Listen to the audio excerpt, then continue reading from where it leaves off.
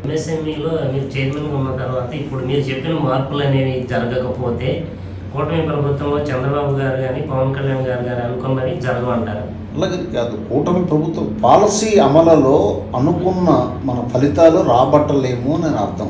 ప్రతిదీ మీరు ఆవు కథలాగా కూటమి ప్రభుత్వం అనేసి దానికి ముడిపెట్టకండి. పాలసీ మన అమలు విజయం సాధించడంలో ఇబ్బందులు వస్తాయని నేను చెప్తున్నాను. ఎంఎస్ఎంఈ చైర్మన్గా మీరు పదవిలో ఉన్నంత వరకు మీ ముందు ఉన్న లక్ష్యాలు ఏంటి సార్? నా ముందు లక్ష్యాలు నేను యువతకి ఎడ్యుకేట్ చేస్తున్నాను, వర్క్షాపులు కండక్ట్ చేస్తున్నాను, బ్యాంకర్స్తో మాట్లాడుతున్నాను. చాలామంది ఎస్సీ ఎస్టీ పీపుల్కి ఇండస్ట్రీస్ పెట్టే వాళ్ళకి డిపిఆర్లు తయారు చేయడంలో సహకరిస్తున్నాను. ఎందుకంటే బయట బ్రోకర్ల వ్యవస్థ ఉంది, ఆ బారిన పడేటట్టయితే వాళ్ళు ఇబ్బందులు గురవుతారని చెప్పేసి ఒక సోషల్ యాక్టివిస్ట్గా నేను అనేక సంవత్సరాల నుంచి చేసిన వ్యక్తిగా ఎంఎస్ఎంఈ పాలసీని ఉపయోగించుకొని వాళ్ళ జీవితాలు కానీ ఆర్థికమైన